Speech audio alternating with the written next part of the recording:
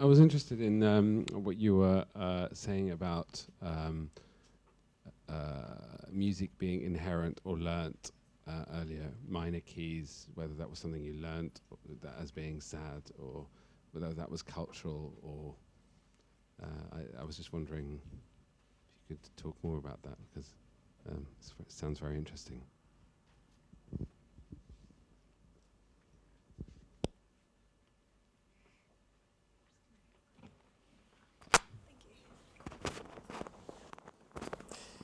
Yes, so that idea, there's a mixture of both. As usual, whenever you have those discussions, is it are we born with it? Is it innate, or was it acquired through culture? It's always a bit of both. There's always a lot of biology and culture, and it's trying to find out how they combine, or what the balance is, or which parts of what we do are answerable to which of those things. And in the case of music, it's whenever music that's been continuing in, say, one key departs from that and becomes changing, that's signaling a change, which often signals some emotional difference because of how our physiology, our body reacts when we change from being happy to sad, or elated, or in grief, or any of these sudden shifts and changes. And it's whichever your culture represents as the key that it usually uses. It's the going to the other key, change, the departure from that signals sad music. So that's why, we automatically think, well, it must be the minor key, but that's because so much of our music is in the major key. So when we go into minor, then that signals something's different, something's changed. But in a lot of Arabic music, you will have it the other way around. You will have that the minor key is the one that suffuses most of the music, and so changing to the major key will be sad. But it's really about signaling change, which I think is what gives you that analogy between the sequence, the timing, the mood of the music, and the emotions in us, and the way in which our emotions actually come out through the body and through changes in breath, changes in tempo. So I think that's how it works. There's a question in the front. Hi, I'm not very good at this. So related to what you were just saying about the idea that your perception of emotion in music is often tied to human emotion. So if it's quicker, that's often more excitable emotions, or like fear, or if it's slower, it's more sad and stuff. So I was wondering if you could relate emotional experience of music and how that affects you yourself to how you empathize to people. So supposedly if you have better levels of empathy, whether that would increase emotional reactions to music, and whether you could measure that. Just a little brainwave I had there. I think, it's a great question, and there's a lot of very complicated stuff to say in there. It's very interesting that empathy and a tendency to have a lot of emotions don't always go together. So the sentimental and mawkish can feel sort of a huge amount of their own emotion and be really a little bit unmoved by others. I mean, we remember, the famous stories about in the camps, the high-ranking Nazi officials, putting on Beethoven and being incredibly moved, and then being able to go out and perpetuate, the most awful things to other people. So it's difficult to think whether having engaged your own feelings, you're automatically going to be good at empathizing with other people's feelings. But this is something we know. This is a piece of very new research. Turns out that listening to your own body, being aware of your own body signals, we're all of us very individually different in how well we do that. So your internal senses we often call interoception. And interoception's where you're aware of changes in breath, changes in heartbeat, the stiffening of the musculoskeletal structure when you're angry, the butterflies in the stomach, all of that. Turns out that people are very, very different in their levels of awareness of those changes. So one of the things that you do to measure this, and it's an imperfect measure, but it does, you say to people, okay, I'm going to ask you to count how many heartbeats you've had. Okay, I'm going to ask you to do that.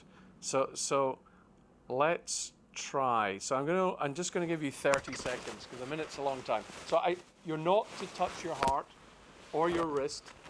You're to estimate it by yourself. My phone's off, but can somebody give me a 30 second count? Okay, so Steve's going to do that. Okay, so Steve, tell me now. That just keep very still, and just now. Okay, so you're going to be just counting.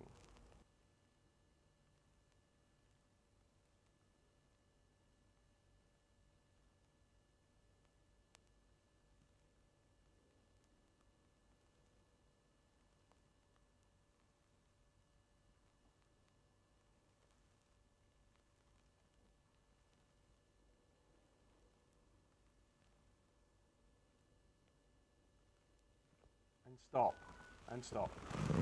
So who had a figure in the 20s? Who had a figure in the 30s? Anybody have 40? That's okay, you're not about to die then, that's good. That's very good to know. So, did anybody find it just impossible to do? Right, okay. So, if we had you recorded at the same time that you were doing that, we could measure how accurate you were. And some of you will be absolutely spot on, even though you don't know. None of you know how good you are at that, I think, but we could measure and we'll find it. Some of you are spot on, and some of you are way off.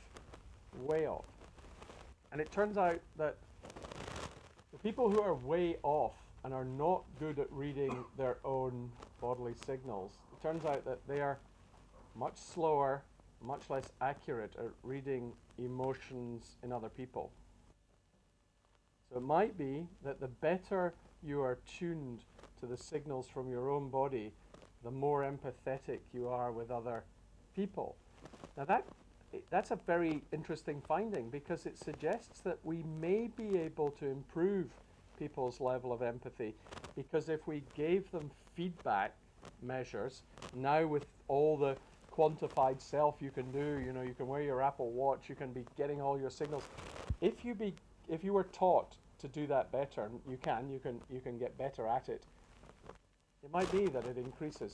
Still the jury's out on that because we haven't done the long-term studies, but might be that that's the way to teach people empathy. Whereas in the camps, the Nazi high-ranking officers who were listening to these wonderful pieces of music and reading great literature, it didn't make them better human beings.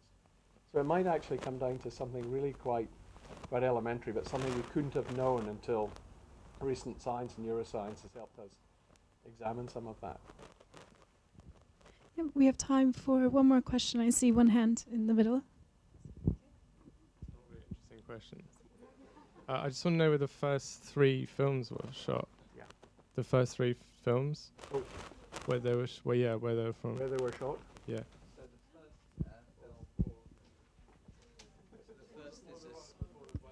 So the first was a Sufi ritual in Chechnya, the second was folk songs in Chechnya, and the third was in Russia, the fourth Azerbaijan. Is that okay? That was a rubbish last question, but that's okay. I'm only joking. Were there any other last questions before we close? We could take one more if there are any hands up that I've missed. No? Yep, in the back.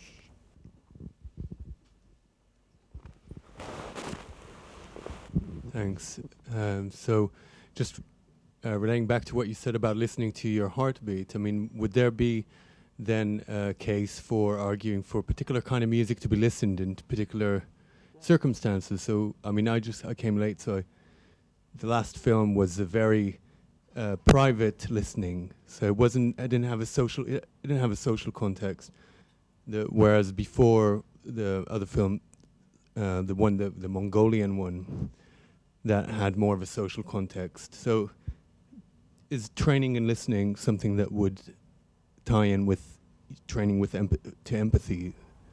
I think, I think you're right. I mean, it had a social context for them, of course, but I found watching a lot of it incredibly mesmeric. I mean, it was not familiar to me.